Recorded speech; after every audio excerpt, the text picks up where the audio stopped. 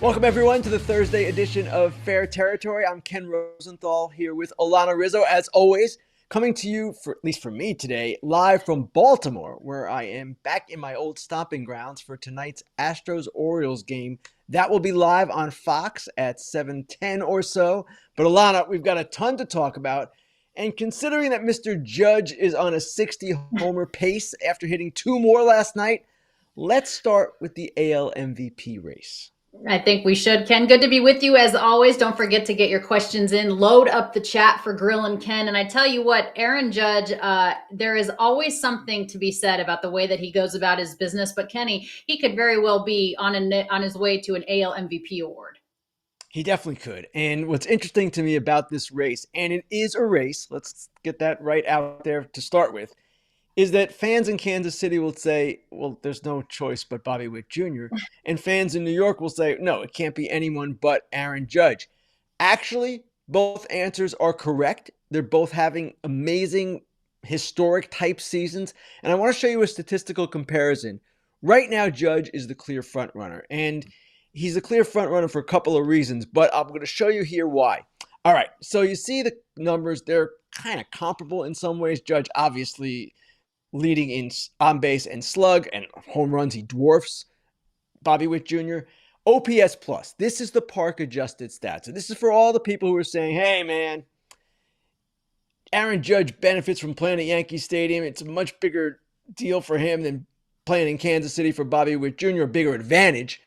And okay, but the OPS plus, which is something that normalizes statistics according to the ballpark, you see Judge has a huge advantage there. 226. That means 126% above league average versus Bobby Witt Jr., who is 78% above league average. Now, WAR, at least Fangraph's version of WAR, is a virtual tie at this point, and that is because Bobby Witt Jr. plays an up-the-middle position like Judge, but plays it at an elite level. He is one of the top defenders in baseball, according to outs above average.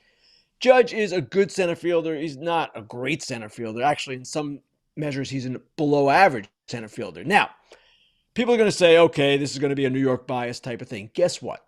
In the BBWAA awards voting, there is no New York bias. And I'll tell you why.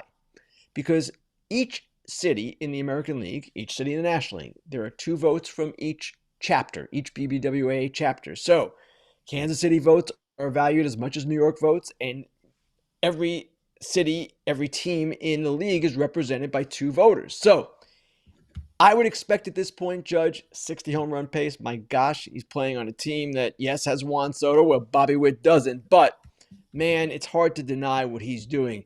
That said, for all the Royals fans who are going to get ticked off, Bobby Witt Jr. is amazing. He's the MVP in any other year, and he still could be the MVP in this year, depending upon how the final 5 weeks turn out. So I ask you this, Ken, is it more impressive to you that Aaron Judge is having the season that he's having for a team with the pressure like the New York Yankees, or are you more impressed by what Bobby Witt Jr. is doing in a mid-market team, basically the face of a franchise at such a young age? Alanna, great question, and I really love this kind of debate because it's interesting to look at it that way. And you can also make the point Bobby Witt plays in a softer division, right? He plays in a division with the Chicago White Sox. Aaron Judge does not. But at the same time, these are two different types of players, two different circumstances, obviously, as you just mentioned. And for that reason, it's almost an apples and oranges type of thing. And it's also the kind of thing, and as I alluded to earlier, there is no wrong answer here. Now, I know fans of either team will scream and yell and say, yes, there is a wrong answer. No, I would be very comfortable if the vote was held today voting for either player. Yeah, I agree with you. Bobby Witt Jr. has a great future ahead, and Aaron Judge is far from being done as far as his what he's been able to do is concerned. All right, let's talk a bit about the struggles that are the Seattle Mariners, Ken. This is a team that obviously was hoping that they could really make a playoff push, signing Randy Arozarena. They got Justin Turner as a veteran player. What have you noticed after coming off the sweep by the Los Angeles Dodgers against the M's? Alana, it's not just that sweep. It's a 1-8 road trip. Their record is now 500, 64-64. This is a team that had a 10-game lead on June 18th and now has or is facing a 5-game deficit. The Astros have blown past them. We know what the problem is. I wrote about this yesterday. They have an elite starting rotation, a very good pitching staff in general, and they cannot hit. They are wasting an all-time great pitching performance. And what was interesting when I called their president of baseball operations, Jerry Dipoto, for the story I wrote yesterday, he had some comments about the manager, Scott Service, that I found pretty revealing, especially for a president of baseball ops in the middle of a season. I asked him, might the team benefit from a new voice? And Jerry Dipoto said, it definitely has to be a consideration for us to talk through everything. That's just reality. We've underperformed, and there is some discussion for each of us to have about the part we have played in coming up as short as we have to this point. Now, it's awfully late in the season to change managers, but when I heard that, I thought they might be thinking of something. And they got an off day today before a homestand that starts tomorrow. And it's not unprecedented, Alanna, for a team to fire a manager late in the season. My goodness, 2008, Ned Yost on September 15th got fired by Doug Melvin, the general manager of the Brewers at the time, because Melvin felt this was our last shot, the Brewers' last shot, to get into the playoffs. And they actually did. They were reeling at the time, and they got in with Dale Swain. I don't know that the Mariners can get in at this point. Their playoff odds are down to 12%. They are facing problems that no manager can solve. But this is definitely a situation that bears watching.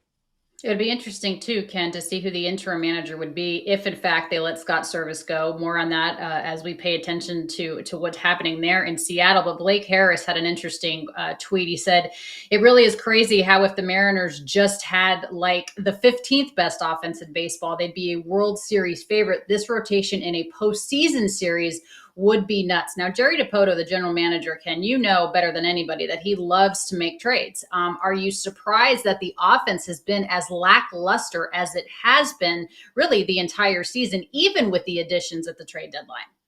Yes, Alana. Yes is the answer. And they changed it up in the offseason. They let Teoscar go. Teoscar's having a great year. They let Eugenio Suarez go in a trade, and Suarez is doing what Suarez usually does. He started slowly, but is playing better for the Diamondbacks. They brought in Jorge Polanco and Mitch Haniger and Mitch Garver. And the park is one factor here.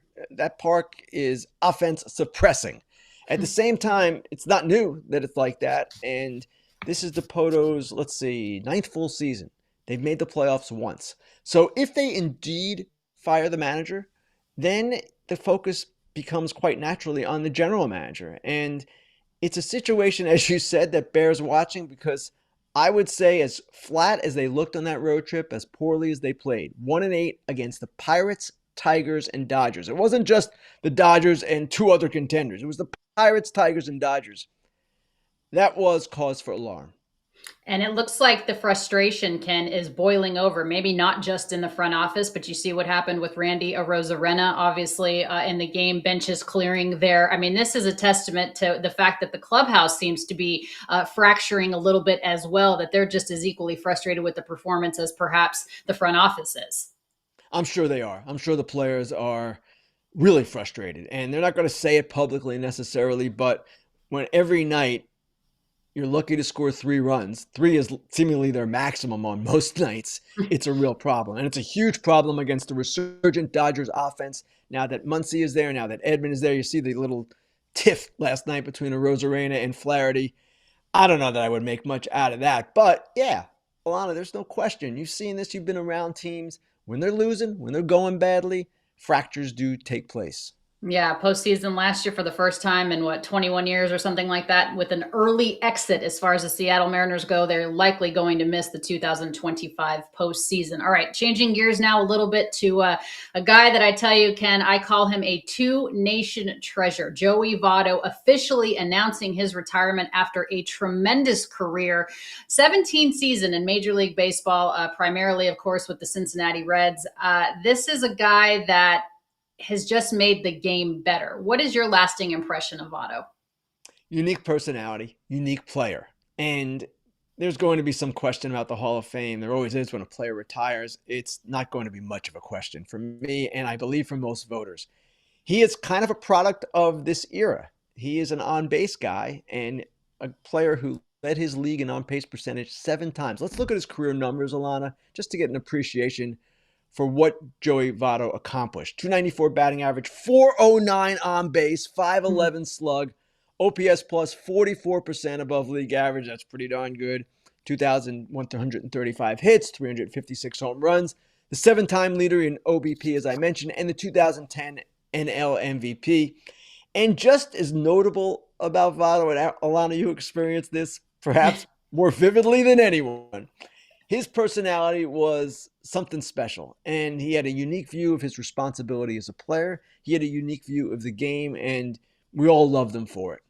I And just love him still. absolutely, oh, I do. I love Joey Votto so much. There's certain players in this game, Ken, over the course of the 2 decades I've covered, and certainly you longer, that have really just stood out to me as such ambassadors of the game. So let me tell you this story really quickly. So I am a co-host on High Heat with Chris Russo on MLB Network. About, I don't know, several months ago, Joey Votto reached out to me 2 weeks prior to an interview on High Heat. And he reached out to me and said, hey, I want to make sure that you're working on this day because I'm going to purposely answer your questions thoroughly and professionally. And then when Chris asks me a question, I'm going to answer them very differently. Here's what Joey Votto meant by that. Take a listen.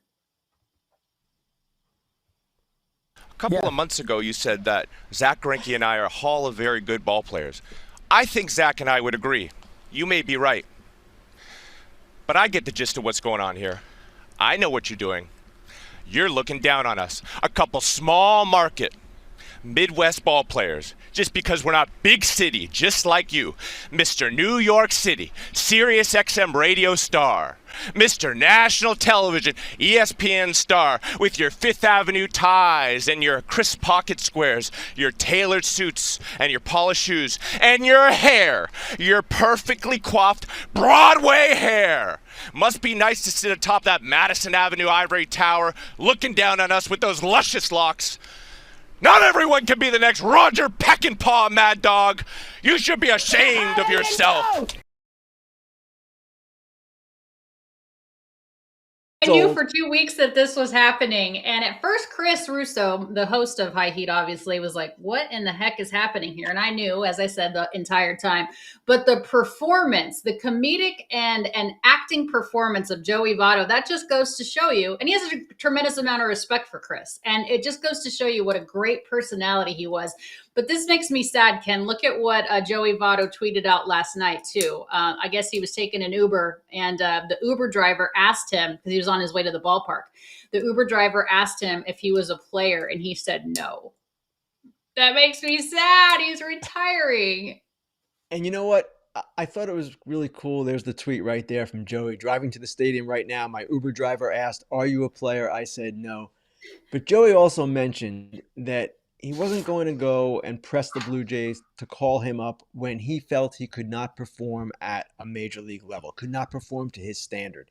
He has this respect for the game that not all players do, and he has a feel that not all players do. And again, he was a unique player.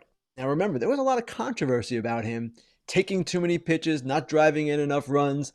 And in the era of statistical analysis that we are witnessing, the growth of analytics, he became a darling of that crowd. And I remember Brian Kenny, when I was on MLB Network, Brian Kenny loved Joey Votto like no other. So every time we'd start talking about Joey Votto, he would talk about Joey's process. He has a process at the plate. And I called him the Prince of Process. He was the Prince of Process, but he was like a prince in so many other ways as well. Just a great player and a great guy, and I do look forward to voting for him for the Hall of Fame. I certainly do not have a vote, but I would vote Joey Votto into the Hall of Fame, and this is why. And Jason Stark, a good friend of ours, brought this up one time. I understand that he drew a lot of walks, and unless bases are loaded, you're not driving in runs with walks. But if Joey Votto had a hit for every walk that he earned, he would automatically be in the Hall of Fame. And that was Jason Stark's point. I'm paraphrasing there. But Joey Votto did such a tremendous job of working pitch counts, of not chasing outside of the zone, of knowing himself and continuing to evolve, but the leadership standpoint too. And I know you don't get into the Hall of Fame by being a leader, but the leadership standpoint too of Joey Votto is second to none. And I wish him nothing but the best. This is a guy that dresses up in full Gucci attire and goes and plays chess. I mean, the man he's just a savant in so many ways. And best of luck to Joey Votto as he takes on whatever it, maybe he's in the broadcast booth. Maybe he comes for our job. I mean, he's obviously very eloquent, knows the game inside and out. So we'll see what he does. All right. Time now for Grillin Ken. Load up your questions in the chat. You don't get an opportunity often to ask Ken Rosenthal questions. So I'm going to ask you this, Ken. We'll start with Jimmy. Well, this is from our director, Jimmy, but this is from Sprucey11. Ken, is making the playoffs as a third wild card seed a greater benefit than taking the top two spots?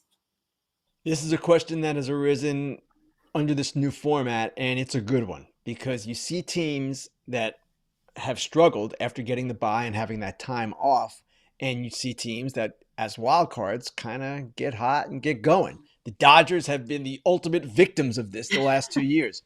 I can't say it's an advantage to have to play 4 rounds rather than 3, but there is something at times, it seems, to the effect of that layoff, the rust that sets in. That said, most teams would rather have the rest. I remember being in the Phillies clubhouse this spring, and this subject came up, and Brian Snitker had said something like the rest had hurt us, and the Phillies were livid at this. They were like, we would love the rest. We would have loved it. So I do believe most teams are banged up at that time of year. I don't believe that. I know that. And in most cases, the rest is a benefit, but we have seen teams struggle to get going after that layoff. I will say this. I remember in 2007, I had just started covering the Colorado Rockies, and this was the year in which they won 21 out of 22 games, Ken. They obviously swept the Phillies in the DS. They swept the Diamondbacks in the CS, and then they had to wait until the American League finished up to get to the World Series. Now, I'm not suggesting that the Colorado Rockies were going to beat the Boston Red Sox in 2007, but the fact that they had to wait for the American League to finish up for so long, I think would have at least made the World Series a bit more competitive had they not had such a layoff. All right, next question. This coming from Scott Braun. Which club has the best chance of laying down the top much rest excuse after receiving that first round bye? Kind of along the question you just answered about, do you want to be continuing to play or do you want the layoff? I can't say for sure what the answer to that is because we don't know, frankly, which teams are going to get the buys yet. Even in the National League, the Dodgers, Phillies, and Brewers, it's really close. American League, it's kind of the same deal. So I could not say exactly how that would turn out, but it's a good question, Scott. Put it that way. All right. Is there a chance that Judge and Witt are declared co-MVPs in the American League? You said yourself, Ken, that there is no wrong answer whether you vote for Judge or you vote for Witt. Could they both get it? It's possible the vote by the Baseball Writers Association of America, the 30 voters, could end in a tie. That's the way it would be for that to happen. Do I expect that? No, it's pretty difficult to have a dead even split like that, but stranger things have happened. I don't know that we've ever had a co-MVP, a race end in a tied vote, but maybe this will be the year. Again, I want to make it clear. Judge is the front runner. The dude hits 60 home runs and leads in on-base slugging at maybe average as well. He's going to win MVP. But the other guy, Mr. Witt Jr., he's having an amazing, amazing season. All right, this question not in the chat yet, but I'm going to ask you anyway. Do you think this year we have a Triple Crown winner as far as a pitcher is concerned? Right now we could have one in each league, but do you think we get one at all? Haven't given this one much thought. I would say no. The chances are so slim of that happening, but it's not out of the question. Of course, we're talking about wins, ERA, and strikeouts, right, yeah. Alana? That's the three Yep. categories. Yep. Of course, the sabermetricians would say, no, those are the wrong categories. We're talking about this particular group of statistics here. So Scooble obviously has a chance, I would think, and in the National League, Sale has a chance. Mm-hmm. Does it happen? Remains to be seen. Okay, very good. One more question for you. This is from Armand. If the Mets make the playoffs, does that get Mendoza Manager of the Year? I mean, this is a guy we were trying to run out of town at the beginning. Why doesn't Buck Showalter get a chance? Are you crazy, Mendoza? What does he know? From Yankees to the Mets, and here the Mets might make the postseason. Pat Murphy, to me, is the manager of the year in the National League, almost without question. The Brewers are going to win the division. They've overcome a ton of things, and it just seems to me they're the obvious choice to have the manager of the year. That said, if the Mets make the playoffs, I would expect Mendoza would get votes, maybe finish in the top three.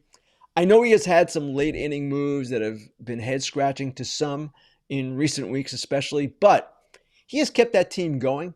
They've had a lot of adversity too, and especially earlier in the year when they were just kind of not clicking, he stayed with them, has not panicked. Looks like he's going to be a really good manager, regardless of whether he wins the award this year.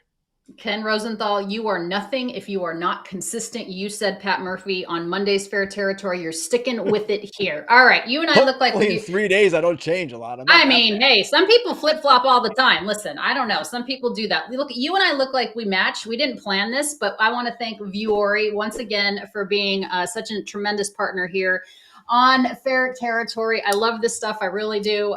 It's an investment, Ken, in your happiness. I can see how happy you are by wearing that dazzling Viore shirt. For our listeners, though, they are offering 20% off of your first purchase. Get yourself some of the most comfortable and versatile clothing on the planet at vuori.com/foul. That's VUORI.com/foul. Not only will you receive 20% off your first purchase, but enjoy free shipping on any U.S. orders over $75 and free returns. Go to vuori.com/foul and discover the versatility of Vuori clothing. I'm telling you, I love it. Head to toe. I got the pants on too, Ken. I love it. All right. Time now for Dude and Dork of the Week.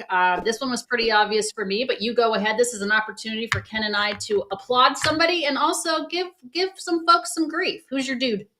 All right. The Dude of the Week probably should be judged based on baseball performance alone. But I'm going to give it to a guy who has taken some heat over the years in various stops. A guy who hit a walk-off homer yesterday for the New York Mets in a huge game for them, and then had a trot that might have upset some people. Jesse Winker. Now here's Jesse going deep off Sir Anthony Dominguez. It was a great home run, and wow, he went a little nuts. Now, for those who aren't aware of Jesse Winker and his whole saga, he is an emotional dude. He is a guy who used to be a villain at Citi Field. The Mets fans couldn't stand him. He gets to the Mets in a deadline move, and here he is doing some things for them that are obviously helping them win games. He means no harm. Trust me on that. But he is a guy who is fiery, who is emotional, and we saw it all come out yesterday. He said that was one of the highlights of his career. I love it so much because he just had his signature moment as a New York Met, his first home run as a Met. He may not get the opportunity to do it again. Good for him. The Mets are trying to make the postseason. I'm all about it. Listen, if you're going to pump your fist, if you strike somebody out on a big at-bat and you're going to throw your bat, good for Jesse Winker. I have no problem with that. He wasn't trying to show up anybody. I was sitting on the couch, though, and I was watching this game because it was an afternoon game, and I'm screaming at the couch. I'm like, make sure you first of all, start running. Second of all, make sure you touch all the bases, and please hit touch home plate and don't break your ankle in the process. So that's what those were all possibilities. I took away from. I was like, oh brother, don't forget to touch the bag on your way around. All right, so my dude of the week, it's obvious. We've discussed it at length in this show. Joey Votto, not just for what he did as far as the baseball performance, but just such a tremendous ambassador of the game. I love the guy. I always have. Best of luck the rest of the way. Joey Votto is my dude of the week. All right, Ken, who's your dork? Well, there's really only one choice. And he's actually a teammate of ours, Alanna. And we've joked before about how John Fisher, maybe we should name the award for the Oakland A's owner because he wins it so often. This guy that I'm going to mention is starting to challenge Mr. Fisher for Dork of the Week supremacy. I'm talking, of course, about the man who, in my estimation, cheated in the sausage race in Milwaukee. Let's roll the tape and watch A.J. Pierzynski do his thing. Now, you're supposed to run along the warning track. That's what most of the sausages are doing. They're kind of in line. And then you see, whoa, here's A.J., and then he almost knocks over Rhys Hoskins.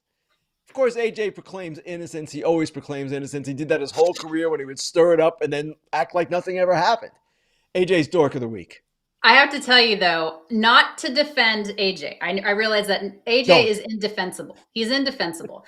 But I will tell you this, though. I ran that damn sausage race in Milwaukee. It was the day that CC Sabathia made his start as a Brewer when he was a rental. The Rockies, I was covering the Rockies at the time, were playing the Brewers, and I thought it would be a great idea to run the sausage race. I wanted to be the chorizo because I'm Hispanic. I was like, well, I'm not Mexican, but I was like, I'll be the chorizo, right? They're like, there's no way you can hold up the head of the chorizo. It's too heavy. So they made me the hot dog.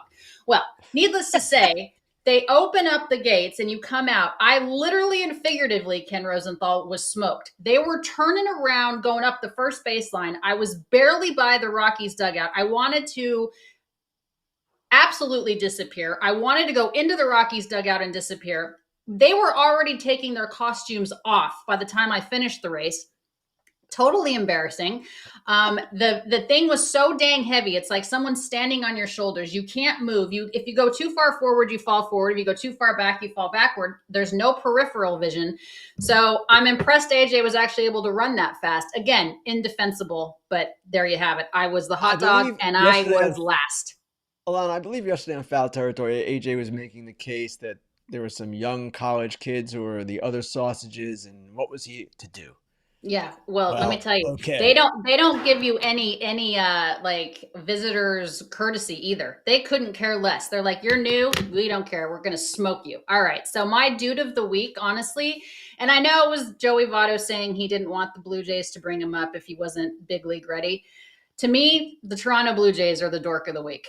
You have to let Joey Votto, for nothing else, come up and have an opportunity to play in front of his home country as a big leaguer. I know to me he's a Cincinnati Red for life, obviously, but the Toronto Blue Jays could have had him come up a lot sooner. If nothing else for the leadership, just to be able to play in a big league uniform in Toronto for his home country, I think would have been cool. Alanna, you know what though? I'm not sure Joey Votto would have taken that. Maybe. I don't know that he would have accepted that because he would have felt that it was disrespecting the game, that he wasn't worthy of that place. He understands the value of a spot on a major league roster as well as anyone. So a ceremony might have been cool, but really the Reds are the ones who should be doing the honoring. And based on what Joey said last night, I don't think he would have been down with that. I just don't. And honestly, they may have extended the offer to him. I don't know that. They may have extended, and to your point, Ken, he may have declined the offer, but I would have loved to have seen Joey Votto in a Toronto Blue Jays uniform just for posterity of the cool. game. Obviously, one more Toronto's point, son. Yeah, Toronto's. One more point on Dork of the Week. We haven't gotten to this guy yet. Orlando Arcia last night staring at Bryce Harper. Enough. Here's some advice for Mr. Arcia. You don't tug on Superman's cape. He should have learned that last year in the playoffs, and heaven knows what Bryce Harper has in store for the Braves tonight. Yeah, I got in big fat trouble on air over this whole situation last year, so I'm not going to say anything. There you have it. But yeah, Orlando Arcia, shut it. All right. And it's great to be back with you. I appreciate it. You're going to have a fresh new Fair Territory on Monday. Before we let you go, though, let's say thank you to our friends at BetMGM. We always appreciate everything that they do for us as well. Before, let's say goodbye, BetMGM first bet, $1,500 offer when you use the bonus code FOUL. Get this offer when you download the BetMGM Sportsbook app or at BetMGM.com. Sign up, enter that bonus code FOUL, and deposit at least $10 into your new account. Place your first wager and receive up to $1,500 back in bonus bets if the bet loses. If the bet does lose, your bonus bets will be available once your initial wager is settled. So again, thank you everybody for watching Ken Rosenthal here on Fair Territory. He will be back with you on Monday with a fresh episode, and Foul Territory is next. We have a lot of fun on that. Max Muncy, Lawrence Butler joining Scott, Eric, and Cameron Maben. Then Clint Patrias and I will have Dodgers Territory at 12 p.m. Pacific. Until next time, thanks for watching.